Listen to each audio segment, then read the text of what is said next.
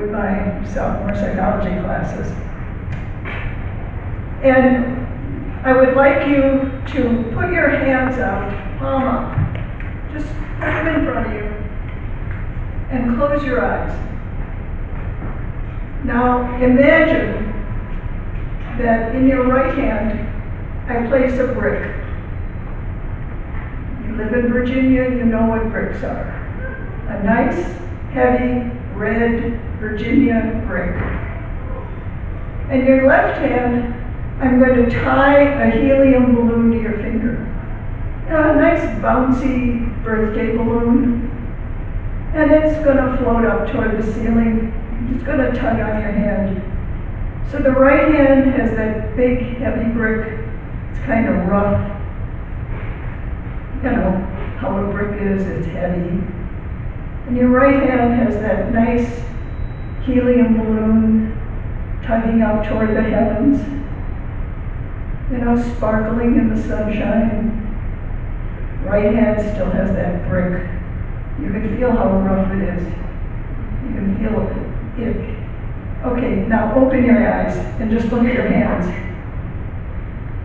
And most of you, your right hand is going to be lower than your left. Some of you are doing this. Now, I didn't hypnotize you. I didn't tell you to lower your right hand or raise your left hand. I just put an image in your mind, and your body followed along with it. And that's the power of suggestion. And initially, I was going to call this talk just the power of suggestion. And I told people, and I think I'll talk a little bit about hypnosis, because one of the central characteristics of hypnosis is suggestibility. And then everyone was more interested in hypnosis than they were in suggestion. So I added more on hypnosis. But I'm still going to start with suggestion. We're surrounded by suggestions every day. We get direct suggestions. Yeah, let's go to lunch. You could stand to lose a few pounds. You know, imagine you're holding a brick. Direct suggestions are clear, definite. You can think about them. You can decide to go along with them or not. But there are also indirect suggestions. And indirect suggestions can implant an idea without you even thinking about it. They just kind of slide in there. And so indirect suggestions are often more effective. Really, that's what the whole brick thing is.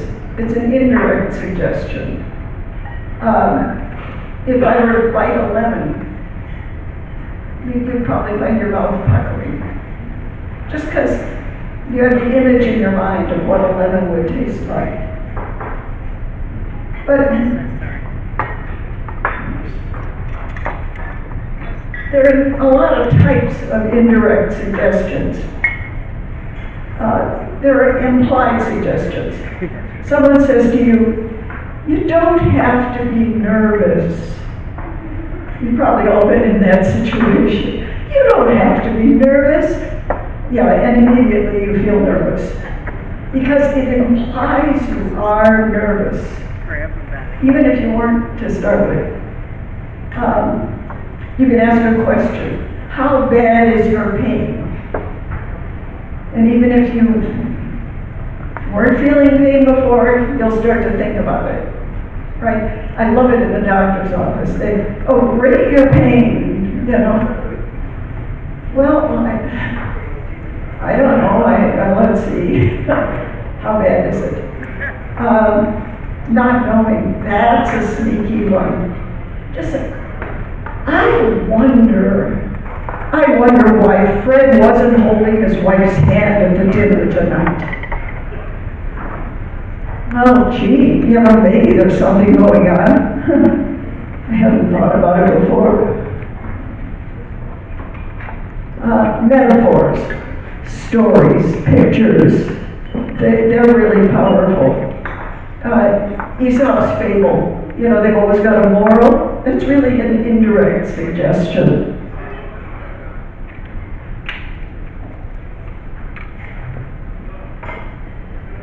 Remember her?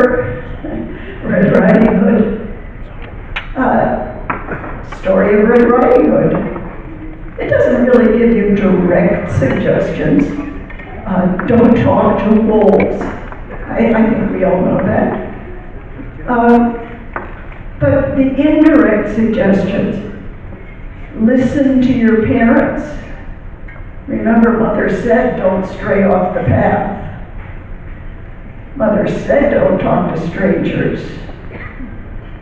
So the indirect suggestions are always there. And in fact, they're very powerful. Advertising uses that a lot. You're watching a commercial and you see happy people dancing on the beach, and their hair is shiny and their teeth are white and they're having so much fun. And the voiceover is saying, use of this product may cause impotence, hair loss, and death. But what you remember is the happy people on the beach. And seriously, think about that the next time you watch a commercial. So, metaphors, stories, legends, pictures, they really are very powerful indirect suggestions.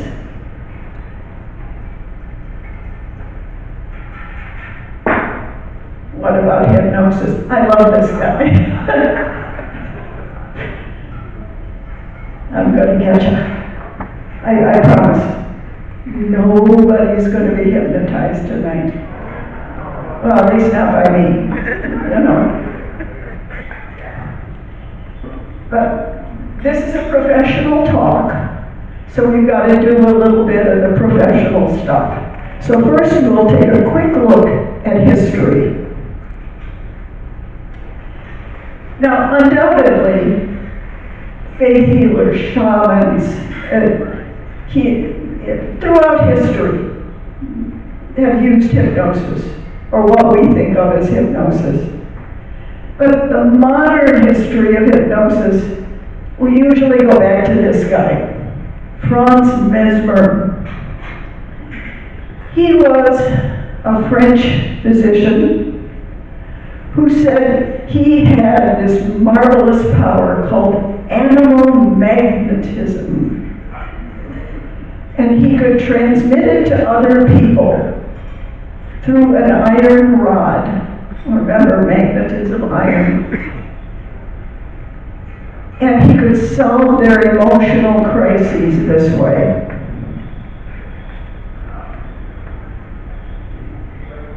You may have seen this picture. Mesmer's tub. He did group therapy.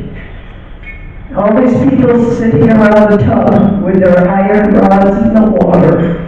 And he's transmitting his animal magnetism through the water. Yeah. Well, the French king had a commission investigate Mesmer. And they decided he was a charlatan, that he didn't have any supernatural powers, and that what he was achieving was through expectation and interaction. And Mesmer left France in disgrace.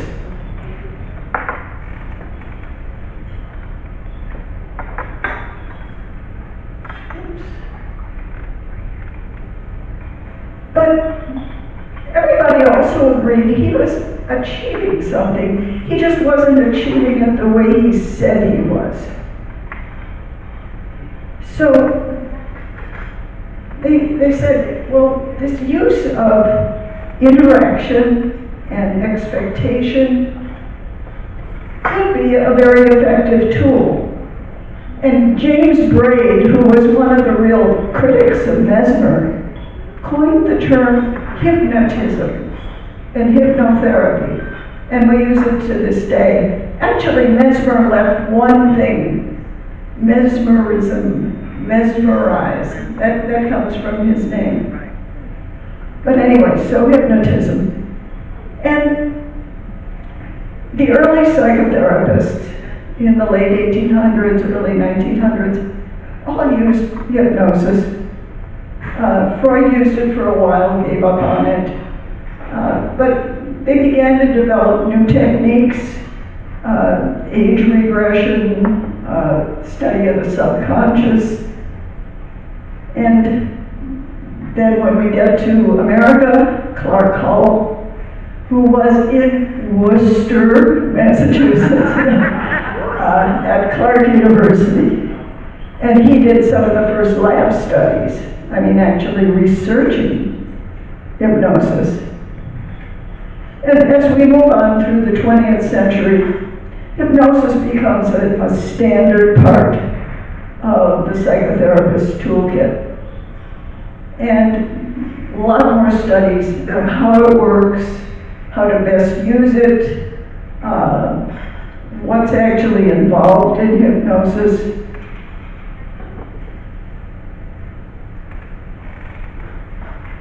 And so we get to that. What is hypnosis? The traditional theory is that one: an altered state of consciousness. And your actions are dissociated from higher level cognitive control, and presumably under the control of the hypnotist. You're in a trance. We don't use that much anymore, because we know that when you're under hypnosis, you're still aware of what's going on around you, and you still do have control. You are maybe choosing not to exercise it, but we can't make you do anything you think would be against your morals, against your values.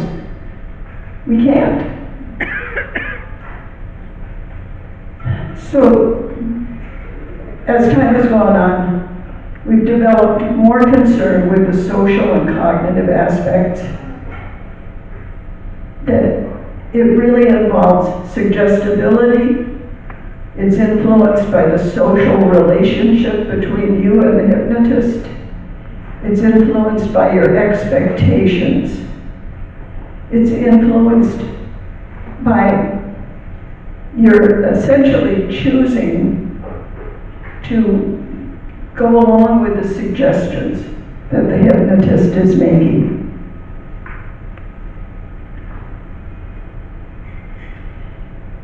The Society for Clinical Hypnosis, which is a part of the American Psychological Association, uses this definition from Elkins. Hypnosis is a state of consciousness involving focused attention and reduced peripheral awareness, characterized by enhanced capacity for response to suggestion. And that's probably the best definition that we've got today. Focused attention, you're really focused on what the hypnotist is saying or on the images they're giving you. You're relaxed, you're open to suggestion.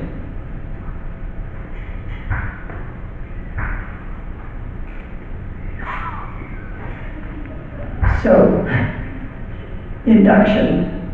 How do we make you go under hypnosis? Well, we could swing a watch, right? If I were on TV, in the movies, you are getting sleepy. And actually, some therapists use a watch or something else to focus attention. And that's the whole point of it. Could be a spot on the ceiling. Could be the tip of your finger. Something to have you focus and start shutting out what's going on around you. But I do like that watch. So that's where you start. Inducing or facilitating hypnosis. Have the person relax, have them focus, and gradually become more and more relaxed. And you might use a very formal method. Having you count down from 10 to 1, and you'll feel more relaxed with each step you take. Or think about going down a flight of stairs, and you'll feel more relaxed with each step you take. Could be very informal. Just listen to my voice and relax. Some hypnotherapists can work really fast, just a minute or two. But generally in therapy situations, you move a little slower. You want to get the person gradually in, and then gradually deepen it, more and more relaxed. And maybe try a few things to see how deeply the person is into that lovely hypnotic state. Suggest that your arm is weightless and it's slowly rising up toward the ceiling. And you watch, and if the person does that, then okay, they're moving into that hypnotic state. And if they aren't, well, you maybe need to get them more relaxed. And then once they're completely relaxed, open, if they've closed their eyes, you told them open their eyes, and you start doing the work. Exploring whatever problem they brought in, making suggestions, dealing with whatever you're supposed to be dealing with. And after a while, toward the end of the session, you're going to reorient. You're going to tell the person, okay, gradually I want you to become more alert, more awake. You're going to open your eyes, you're going to feel good. And of course, if I want to give you a post-hypnotic suggestion, this would be when I do it, then when you go out into the world, you know, you're still going to feel confident, or when you go out into the world, you're going to be able to put yourself back into this lovely, relaxed state, whatever. If I have somebody who's been really resistant, you can't hypnotize me. I really don't think it's going to work. I came because my wife told me to come. You might give them a post-hypnotic suggestion that will convince them they actually were hypnotized. One of the ones that's used is, I tell you that you'll forget your name. When you wake up, you won't remember your name until I tell you your name. So the person wake up, they're fine, they say, you know, I wasn't hypnotized. Because remember, when you're hypnotized, you are still alert and aware of what's going on. And you say, what's your name? Oh, I know I had one. And then you tell them that it's a suggestion. You say, oh, your name is John Smith. Oh, yeah, that's right. So you might do something like that when it's appropriate. I've always loved that idea. The person standing there saying, gee, I think I had a name. But anyway.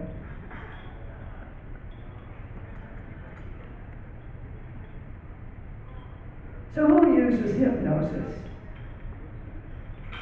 A lot of professionals use hypnosis. Psychotherapists, dentists, If you're really dental phobic, I strongly suggest you find a dentist who uses hypnosis.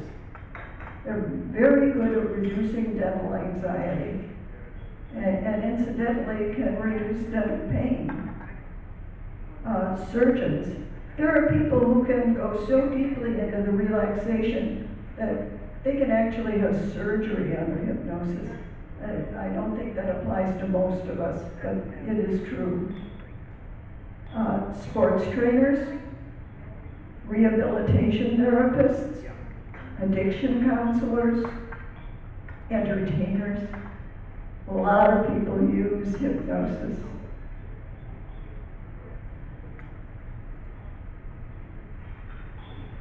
So what do you use it for? Well, again, Hollywood.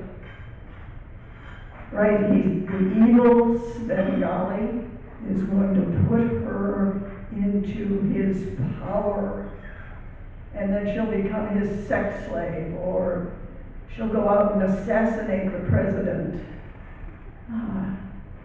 Wow.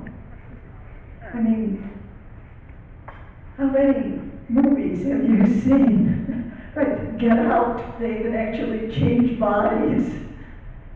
Yeah, we can't. It'll be interesting. How do we really use hypnosis? Well, it can be used for pain reduction.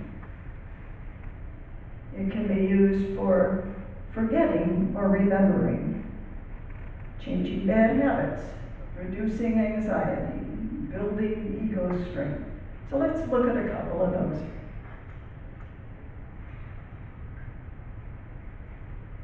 The whole point of hypnosis, again, relaxation, focus, suggestibility.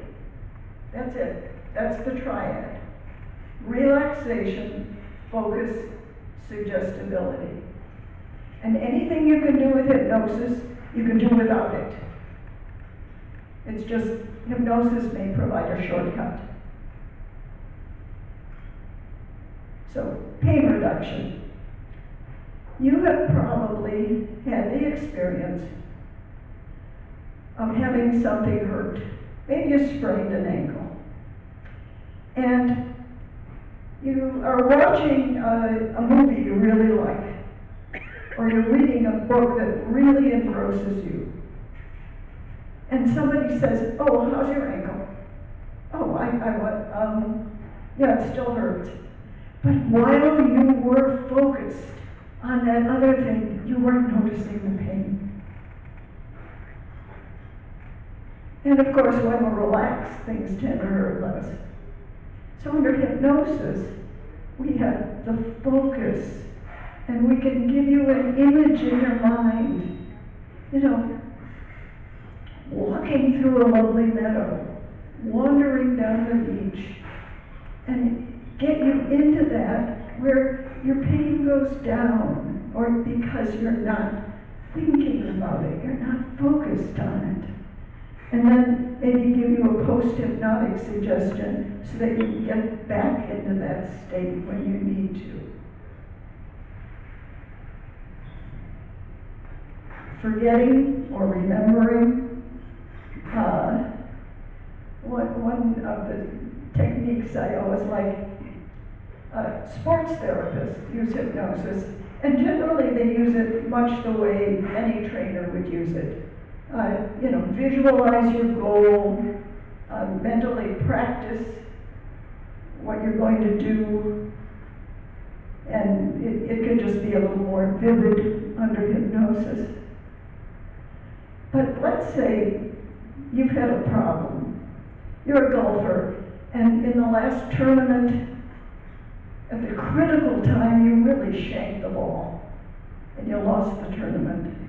Or you're a gymnast, and in the last tournament you fell, doing your best trick, and now you freeze. Whenever you come up to that situation, you freeze, you can't do it, or you do it badly. Well, under hypnosis, we can help you forget that it happened.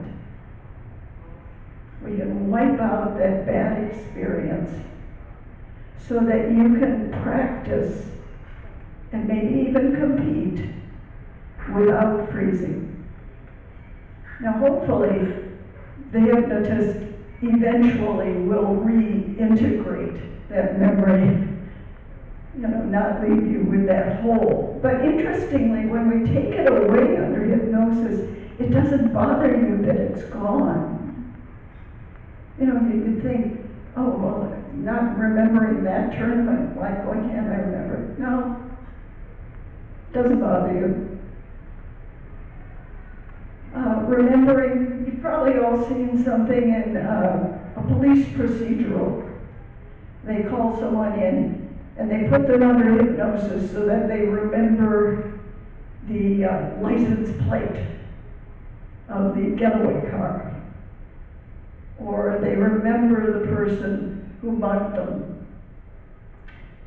Well, really, again, you can accomplish that with just effective interrogation and relaxation. But under hypnosis, why does it work? You've all had the experience of trying hard to remember something. Maybe a Wednesday trivia, those of you who play. And the more you try, the less you can remember. Because you tense up and you're searching the wrong places. So, hypnosis, relaxation. You relax. Or maybe you don't remember the face of that robber because you're scared. Every time you think of him, you're just so scared you can't think of him. Relaxation. And focus. You look the right place in your memory. But we have to be really careful of that third piece, suggestibility. If our questions suggest the answer, we're not going to get the truth. If I say, did the guy who robbed you have dark hair or light hair? You'll give me one of those answers. And maybe he was bald. Maybe he was a redhead. I didn't give you that choice. We know that memory is malleable. Memory is changeable. And we also know that it's really easy to implant a false memory. And hypnosis makes it particularly easy. Any interrogator has to learn not to suggest answers. It can result, you might remember those horrible scandals a few years ago when people were accused of child abuse, went to jail, and it turned out it was just in the interrogations, the abuse had been suggested, and they built those false memories. So we have to be really careful with that. Changing bad habits. When people read about my doing this talk, immediately I got, can you help someone stop smoking? Well, yes and no. If you really want to stop smoking, hypnosis can help. I can go through just building your confidence. You can stop, you're strong, you've got good self-control, you can stop. And maybe give you a little suggestion that when you pick up a cigarette, it's gonna taste just awful. It's gonna taste like the worst thing you can imagine. Like those little green bags that people take around with their dogs, And so you go out of the therapist's office, and later you're sitting down, and maybe without even thinking about it, you pick up a cigarette, you put it in your mouth, oh, it tastes awful. And you remember, oh yeah, I'm quitting. But what if you don't really want to quit? Well, after a couple of tries or a couple of days, remember you've got maybe 20, 30, 40 years of pleasure with cigarettes, and you're going to smoke it even if it doesn't taste that great. And after you've smoked one or two, the suggestion's gone, it's fine. Hypnosis can help. It can't cure you. But these other things, reducing anxiety, reducing depression, building coping skills. Under hypnosis, you can practice coping with a problem. Or we can help you to remember a time in your life when you did cope with the problem well. And how did you do it? And how did you feel? So we can help you think about earlier memories and apply them. By the way, we can't give you past lives. That just doesn't work. I don't want to get into a religious discussion of reincarnation, but so far we just have no scientific evidence of past lives. So anyway, don't come to find out if you, to a hypnotist to find out if you were really Cleopatra.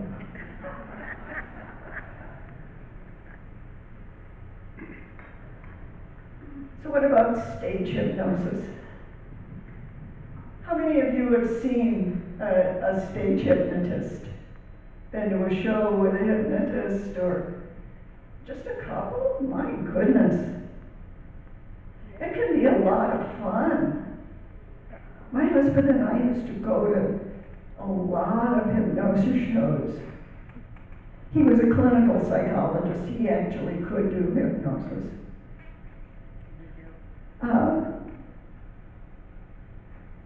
Stage hypnosis can be really fun to watch.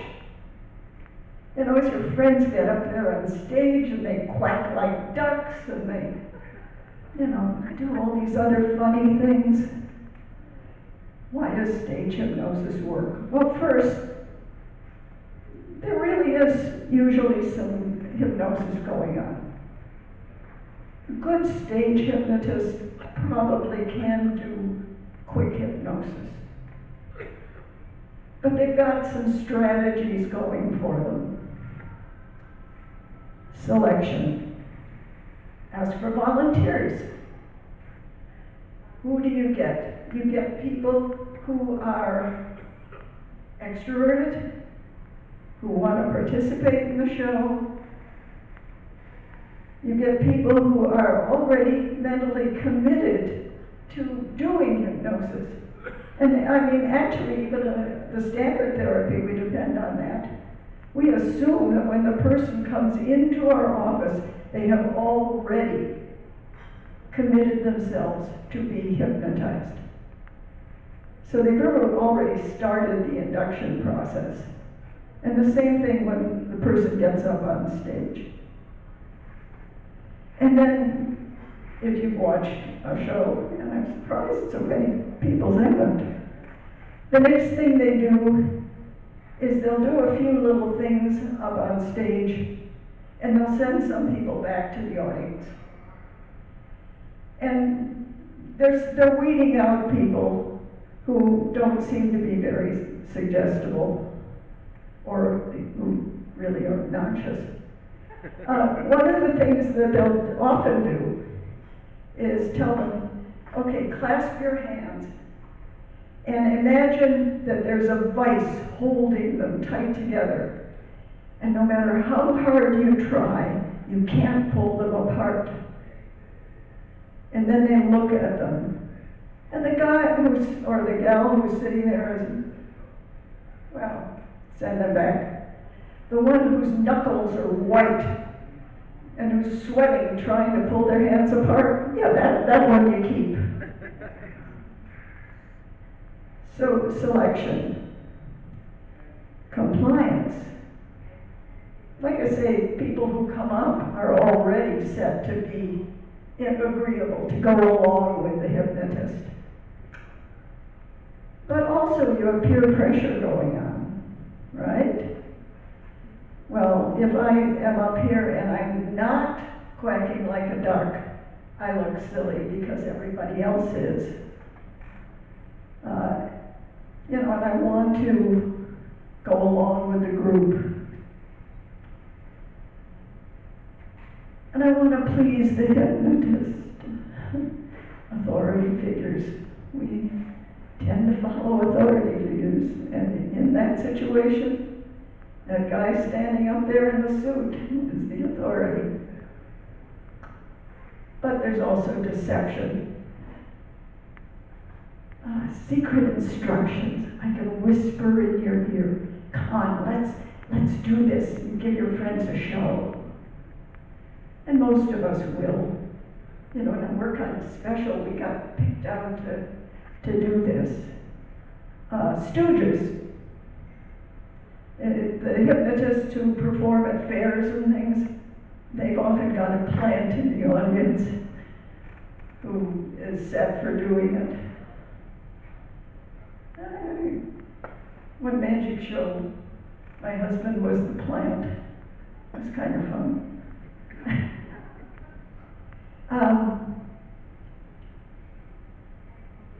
Some of them are just fake tricks.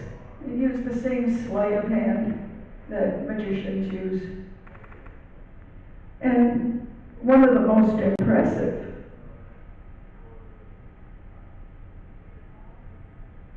I'm never going to get this, is that the human plank. And you've probably seen magicians do this on TV as well as hypnotists. You have a person stretched between two chairs and you stand on them. You say, yes, they're hypnotized, they're in a state of catalepsy, they're so stiff they can't move, and they become so rigid, so strong, that I can stand on them. Wow. My husband and I used to do that for the Sight Club. And he'd stretch me between two chairs, and he'd stand on me. And then I'd turn to the class and I'd say, yeah, and I'm not hypnotized. Because what this depends on is a very simple fact of the way the human body is built. It's kind of like a suspension bridge. If you place the chairs right, yeah, you can stand on them. I wouldn't suggest it at our age. But if you're young and your bones are still pretty good, it works. It really does. It's a great party trick. But it's just a trick. So, anyway, the point of this whole talk, really, is to try to help you see hypnosis is not scary. It's not weird. It's not magic.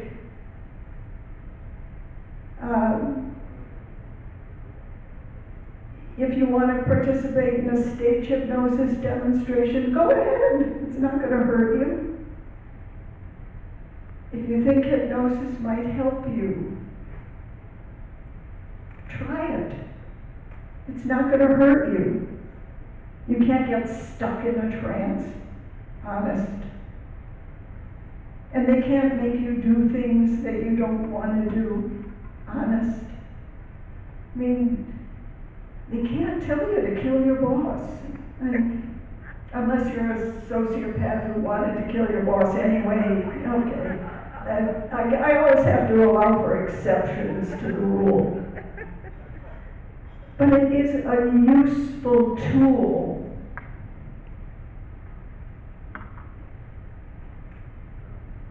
And now when I count to 3, you'll all be awake and alert, and you will forget that you've given me the passwords to your bank accounts. Thank you.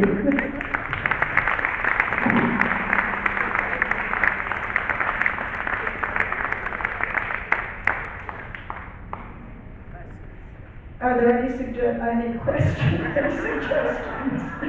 Any questions? Yeah. Yeah, thanks, Jolene. Well, moving from being mesmerized to hypnotized, where did the term hypnotized come from? And did it mean something different back then than it means now? And then secondly, how is hypnotism related to seance, if at all? The question was, how did we move from mesmerism to hypnotism? And basically, we just have to go back to the Scottish physician James Baird. He was the one who looked at Mesmer's techniques, said if you take away the supernatural stuff, you've got something useful here in the interaction and use of expectations. And he coined the term hypnosis. I honestly don't know where he got it, but it stuck. How does it relate to seance? Nothing to do with seance. Seance is, I'm going to speak to the dead. You don't do that under hypnosis. You definitely need live people. But it does have a fair amount in common with meditation. And the state you get into in hypnosis is very similar to what you get into with meditation. And self-hypnosis, which you can do, again, very similar to guided meditation. You go into that state of relaxation with an idea in your mind. Now, often in meditation, what you want is no real thoughts. You just want a blank mind. But you can do it with an idea in mind. I'm going to become more confident, or I'm going to become more healthy, or whatever. Other questions? No.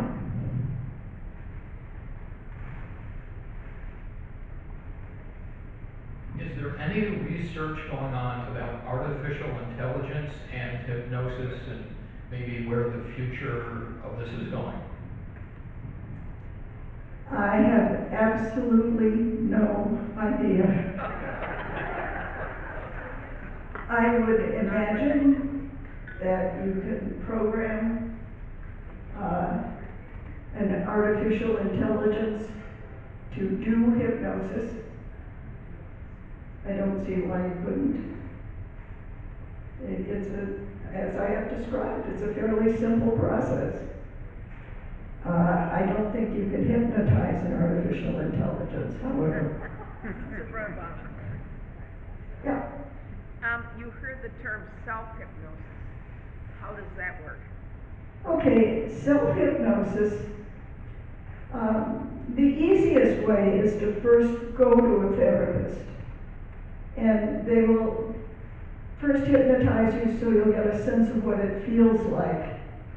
And they may also give you, with post-hypnotic suggestions, some images or phrases that you can use to get back into that hypnotic state yourself.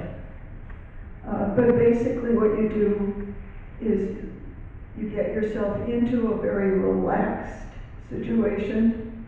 You try mentally, you might use those induction techniques. I'm going to count down from 10, and with each number I'm going to become more relaxed, more relaxed, more relaxed. Maybe have an image in your mind of someplace that you feel very relaxed. Maybe you have a summer home in Vermont and you feel really relaxed when you're there. So you get this image in your mind of sitting in the porch of that home. And then you think about whatever it is that you wanted to work on in hypnosis, like becoming more confident or less anxious or less pain, whatever it is you want to work on. And then you tell yourself, okay, in 5 minutes, I'm going to become more alert. Or you even set a timer that'll go ding at the end of 5 minutes, and then I'm going to become more alert. That's basically it. Like I say, very similar to guided meditation.